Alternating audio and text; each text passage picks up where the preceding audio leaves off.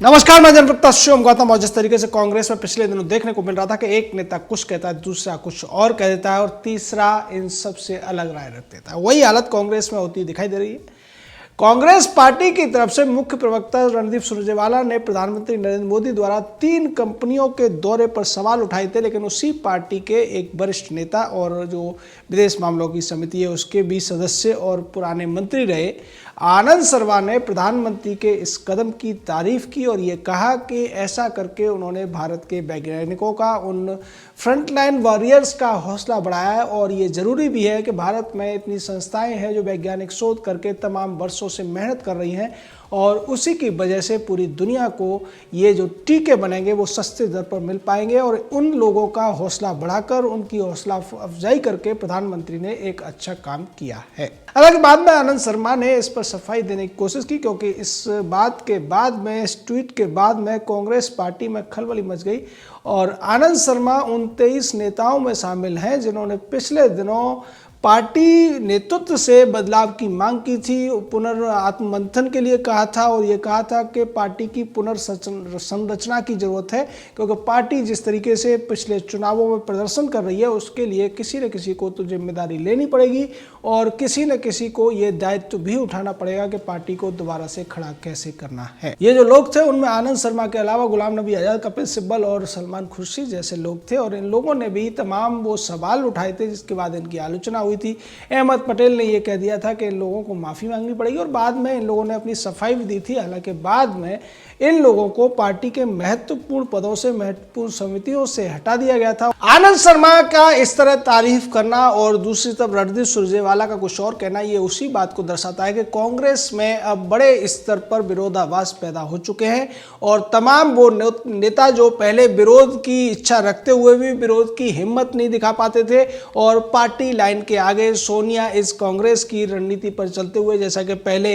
एक नेता ने कहा था इंदिरा इज इंडिया और इंडिया इज इंदिरा, उसी तरीके से अब सोनिया इज कांग्रेस, कांग्रेस इज सोनिया करके ज़्यादातर नेता मानते रहे हैं। लेकिन अब जिस तरीके से कपिल सिब्बल कई बार विरोध कर चुके हैं, गुलाम नबी आजाद, सलमान खुर्शीद जैसे लोग ये भी विरोध कर चुके हैं, उसी कड़ी में आनंद शर्मा का ये खुलकर कहना, अब कयास ये लगाए जा रहे हैं कि क्या आनंद शर्मा बीजेपी ज्वाइन करने वाले हैं, क्या आनंद शर्मा को ये लगता है कि कांग्रेस में उनका हिस्सा जो भविष्य है वो अंधकारमय है और इसीलिए वो प्रधानमंत्री की तारीफ करके खुलकर ये बता देना चाहते हैं कि वो सोनिया गांधी, राहुल गांधी और प्रियंका वाड्रा की हर बात से इत्तेफाक नहीं रखते हैं, वो अपनी अलग राय रखते हैं, वो अपना अलग से रीजन रखते हैं, वो अपनी अलग से बुद्धि विवेक रखते हैं जिसका इस्तेमाल वो कर रहे हैं। हालांकि बाद में जब सोनिया गांधी को यह पता चला तो सोनिया ने इस बात को लेकर आनंद शर्मा से मैसेज कराया। उसके बाद आनंद शर्मा ने यह कहने की कोशिश की कि पूरी तरीके से उस ट्वीट को पढ़ने की जरूरत है, मैंने उन संस्थाओं की तारीफ की है। दरअसल इसी तरीके की बातें देखने को मिलती है जब कोई नेता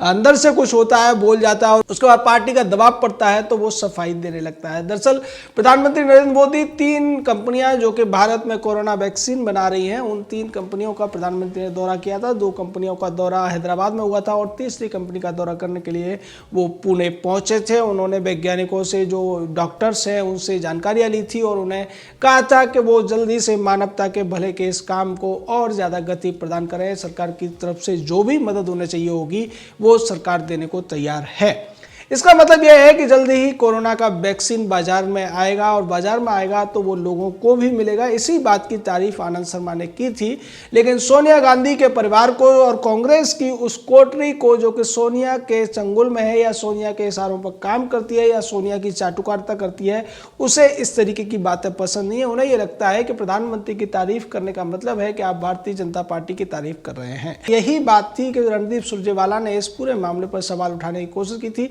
और ये कहा था कि देश का जो अन्नदाता है वो सड़कों पर है, लेकिन प्रधानमंत्री जहाज में बैठकर उनसे बात करने की कोशिश कर रहे हैं, उन्हें संदेश देने की कोशिश कर रहे हैं। दूसरी तरफ वैज्ञानिक और डॉक्टर्स अपना काम करते हुए वैक्सीन तैयार कर रहे हैं, लेकिन भारतीय जनता पार्टी को सिर्फ और सिर्फ प्रचार चाहिए और हर काम को वो अपने श्रेय लेने की कोशिश करते हैं। उन्हें काम करना चाहिए जबकि वो प्रचार में ज़्यादा ध्यान देते हैं। इस तरीके की बातें कांग्रेस क्यों कर रही है उसके दर्द को समझा जा सकता है। कांग्रेस पूरी तरीके से देश में तमाम कुछ राज्यों को छोड़कर सत्ता से बाहर हो चुकी है। ये वही कांग्रेस है जिसको सत्ता की आदत पड़ चुकी है और सत्ता और कांग्रेस का एक ऐसा गठजोड़ हो गया था कि हर बात में वो भ्रष्टाचार करते थे। और अब लोग इस बात पर भी विचार कर रहे हैं कि अगर इस कोरोना जैसी विकराल परिस्थिति में कांग्रेस रही होती तो देश का क्या हाल हुआ होता, क्योंकि इस तरीके की परिस्थितियों से लड़ने के लिए जिस तरीके की युद्ध स्तर की रणनीति की जरूरत पड़ती है वो कांग्रेस में कहीं भी देखने को नहीं मिल सकती थी। और जिस तरीके से बचकानी हरकतें सोनिया का पूरा परिवार करता है, चाहे राहुल हो, प्रियंका वाड्रा हो या उसका दामाद या खुद सोनिया हो, उसके बाद तो स्थिति और भी ज़्यादा भयावह हो सकती थी। और ये भारत के उस कुशल नेतृत्व का ही असर है कि आज भारत में तमाम बड़ी पॉपुलेशन होने के बावजूद भी जो मृत्यु का आंकड़ा है वो काफ़ी दूसरे देशों की तुलना में कम है और जिस तरीके से रिकवरी रेट है वो भी बहुत ज़्यादा है। इस सब को देखते हुए दुनिया के तमाम देश भी भारत से उम्मीद लगाए हुए हैं कि भारत में अगर कोरोना वैक्सीन जल्दी से तैयार हो जाता है तो फिर वो सस्ते दामों पर इसको यहाँ से खरीद सकेंगे, क्योंकि दूसरे देशों में खासकर यूरोपीय और अमेरिकन देशों में ये जो वैक्सीन है तैयार करने की कॉस्ट ज़्यादा आएगी और उसके बाद में लोगों को महंगे स्तर पर ये मिल पाएगा। दूसरी तरफ प्रधानमंत्री और स्वास्थ्य मंत्रालय ने इसको लेकर एक बड़ी रणनीति बना रखी है जिसकी तारीफ आनंद शर्मा ने की है। वो यही वजह है कि जिस तरीके से अब तक कोरोना के खिलाफ प्रधानमंत्री के नेतृत्व में तमाम जो देश की जो नेतृत्व है उसने इसको सही तरीके से टैकल किया है और जिस तरीके की रणनीतियां अपनाई गई, लॉकडाउन्स लगाए गए, चरणबद्ध तरीके से लॉकडाउन लगाया गया, उसमें भी हालांकि कुछ आलोचनाएं हुई थी लेकिन उसके पीछे के कारण कुछ और थे। और जिस तरीके से इतनी बड़ी महामारी विश्व ने देखी, अमेरिका जैसे बड़े देश में जो कि पैसे के मामले में भी और हर मामले में बड़ा देश कहा जाता है, वहाँ भी जो मृत्यु का आंकड़ा है वो काफ़ी ज़्यादा है। लेकिन भारत जैसे देश में जिसकी आबादी 130 करोड़ से ज़्यादा है, वहाँ जिस तरीके से जो स्वास्थ्य सेवाओं में बेहतरी की गई, सुविधाएँ अपनाई गई और वेंटिलेटर्स जैसी चीज़ों को भी बड़े स्तर पर उत्पादन करके लोगों को मुहैया कराया गया, टेस्ट की जो रेट है वो बढ़ाई गई, उसके बाद पूरी तरीके से ऐसे लगने लगा कि आज कोरोना से जो लड़ाई है उसमें मानवता आगे निकल रही है। और इसके पीछे भारत के उन तमाम कोरोना वॉरियर्स का नाम लिया जा सकता है जिसको लेकर सरकार ने बेहतर रणनीति बनाई थी और दूसरे जो कई सारे नियम बनाए थे जिसकी वजह से विपक्ष के लोग भी आज प्रधानमंत्री की तारीफ कर रहे हैं। उसी कड़ी में आनंद शर्मा ने तारीफ की जिसका असर ये पड़ा कि सोनिया के पूरे खेमे में खलबली मच गई और सोनिया को अब ये डर सता रहा है कि क्या आनंद शर्मा, कपिल सिब्बल जैसे लोग भारतीय जनता पार्टी ज्वाइन करने तो नहीं जा रहे हैं। अभिषेक मनु सिंघवी जैसे लोग तो कई भारतीय जनता पार्टी के साथ में कुछ खिचड़ी नहीं पका रहे हैं, जिसकी वजह से कांग्रेस जो रहा सहा अपना जनाधार है या जो रहा सहा कार्यकर्ता है उसको भी खोने का डर कांग्रेस को सता रहा है।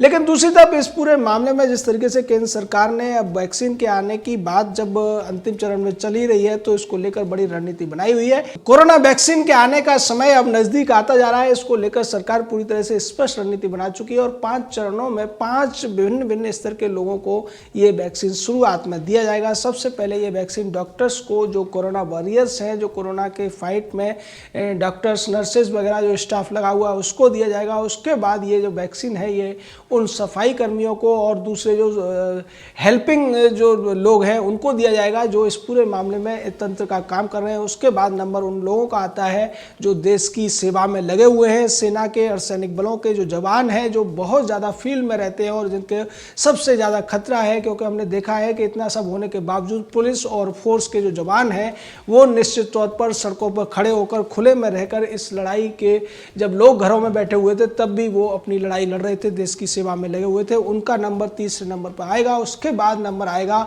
उन लोगों का जिनको सबसे ज़्यादा खतरा है, जैसे कि जो मरीज हैं या जो 65 साल से ज़्यादा के लोग हैं। और उसके बाद में नंबर उनका आएगा जो 65 साल से कम के हैं लेकिन 40 साल से ऊपर के हैं। उसके बाद ये सब जब इतना हो जाएगा और इसका लक्ष्य सरकार ने रखा है 4 से 5 महीने, उसके बाद में ये सामान्य लोगों के लिए टीकाकरण शुरू हो जाएगा। यानी कि पूरे साल ये टीकाकरण का जो कार्यक्रम है उसको पहले से ही सरकार ने तैयार कर लिया और यही वजह है कि आज विपक्षी भी सरकार की तारीफें कर रहे हैं और विश्व के तमाम देशों ने भी इस बात की तारीफ की है कि भारत जैसे विशाल जनसंख्या वाले देश ने जिस तरीके से कोरोना को कंट्रोल करने में अपनी भूमिका निभाई है, निश्चित तौर पर वो मानवता के लिए एक बड़ा ही ऐतिहासिक और अनुकरणीय उदाहरण पेश किया है। जय हिंद,